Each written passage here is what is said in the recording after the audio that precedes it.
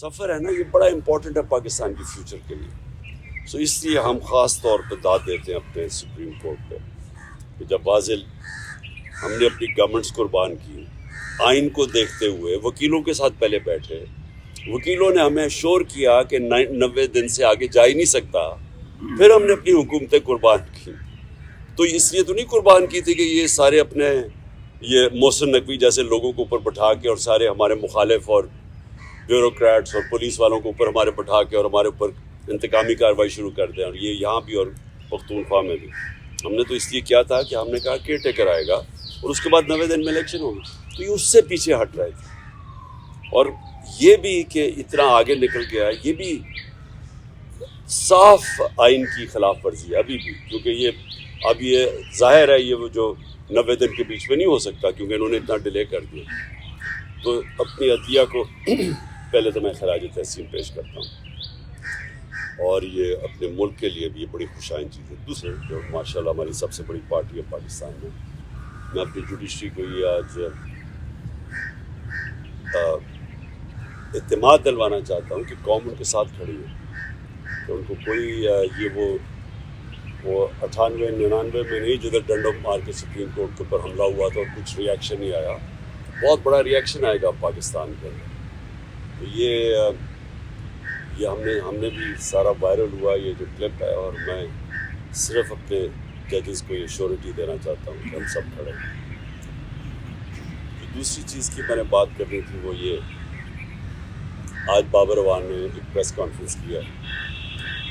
دیکھیں پہلے تو خطرہ مجھے کس سے ہے, میں نے جن 3 لوگوں کے نام لیے تھے میرے اوپر جب واردات ہوئی تو میں نے ان تینوں کے نام لیے, تو ہر چیز جو اس کے بعد ہوئی میرے اٹیمپٹ کے بعد وہ مجھے کنفرم کرتی ہے کہ وہ تینوں ملوث تھے اس میں.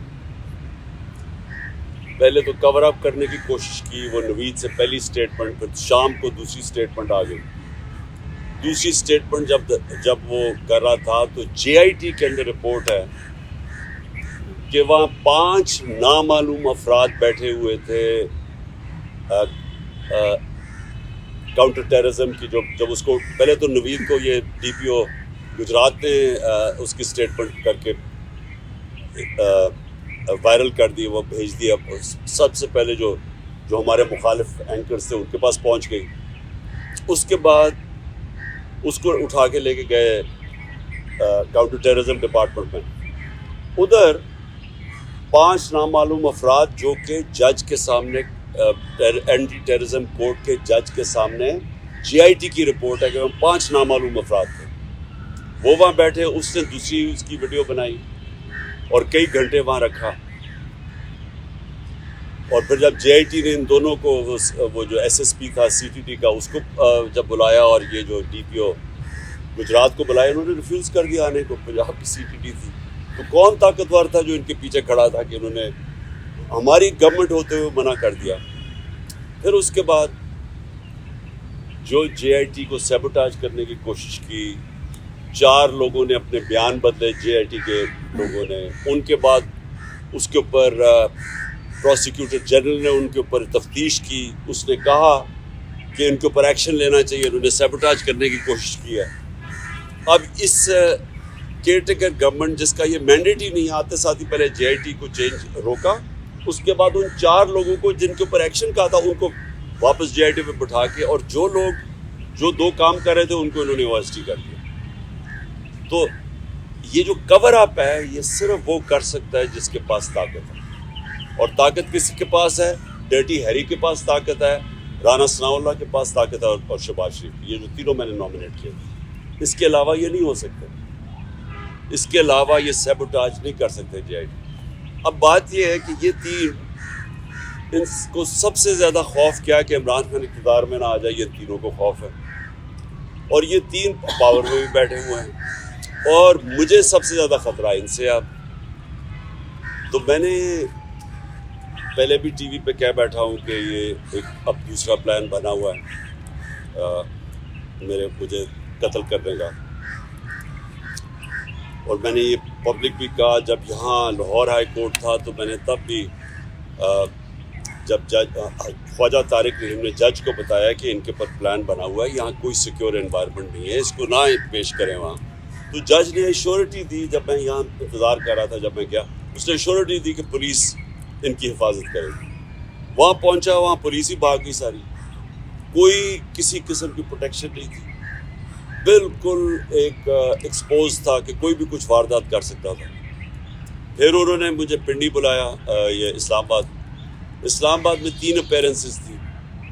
وہاں آج بابر اعوان نے سیٹ جو اندر کے کیمراز تھے, جو سی سی ٹی وی کیمراز تھے, وہ بند کیے گئے. جو وہاں سیکیورٹی کے لوگ تھے وہ وہاں سے غائب تھے, کوئی سیکیورٹی نہیں تھی. سی سی ٹی وی کیمراز بند کیے گئے, اور بالکل کسی پروٹیکشن کے بغیر میں تینوں عدالتوں کے اندر ایکسپوز تھا. اب سوال یہ ہے کہ یہ کس کا انٹرسٹ میں ہے کہ مجھے کون آپ پروٹیکٹ کرے گا؟ جنہوں نے پروٹیکٹ کرنا ان سے ہی خطرہ ہے. تو عدالت سے ہم اب کوشش کریں گے, سپریم کورٹ کے چیف جسٹس کو بھی میں اب لکھوں گا اپنے وکیلوں سے, ہائی کورٹ کے بھی چیف جسٹس کو, کہ یہ آپ ہماری باری تو جب نواز شریف فیک بیماری ہوئی تھی اس کو, کیونکہ اب تو پتہ چل گیا نا کہ جنرل بیماری نہیں تھی, تو ہمیں ایک جج صاحب نے, میں پرائم منسٹر تھا, انہوں نے کہا کہ اگر اس کو کچھ ہو گیا تو ہم ذمہ دار ہیں. تو مجھے کچھ ہو گیا تو کون ذمہ دار ہے؟ کیونکہ وہ جنہوں نے کچھ کرنا ہے وہی ان کا کام ہے میری حفاظت کرنا. اور دوسری چیز کہ جو نوید جس نے میرے پر قاتلانہ حملہ کیا تھا, اب اس کو عدالت میں نہیں پیش کیا جاتا, اس کی جیل کے اندر اس سے بات چیت کی جاتی ہے کیونکہ اس کی جان کو خطرہ ہے. تو جس کی جان کے اوپر اٹیمپٹ ہو چکا ہے اور خطرہ ہے, اس کو کیوں وہ یہ گھسیٹ رہے ہیں؟ اور ان کیسز میں یعنی جو مزاحیہ خیز کیسز ہیں, ایسے کیسز ہیں جن کے اوپر کبھی یعنی اگر دنیا مذاق اڑائے گی کہ ایک ٹیررزم کا کیس کر دیا وہاں الیکشن کمیشن کے باہر, جبکہ میں وہاں تھا ہی نہیں, میں گھر پہ بیٹھا ہوا تھا, وہ مظاہرہ ہو رہا ہے, میرے اوپر دہشت گردی کا کیس کر دیا. یا دوسرا وہ جو ایک اور, اب سب کو پتہ ہے کہ الیکشن کمیشن پوری طرح, اب تو خیر ساری قوم کو پتہ چل گیا کتنی جانبدار ہے, یہ تو حکم ہی ساری ان سے لیتی ہے. اس نے کیسز کیا فورن فنڈنگ کا, وہ بھی کوئی کیس نہیں ہے, اب وہ چینج ہو گیا پروہیبٹیو فنڈنگ کا.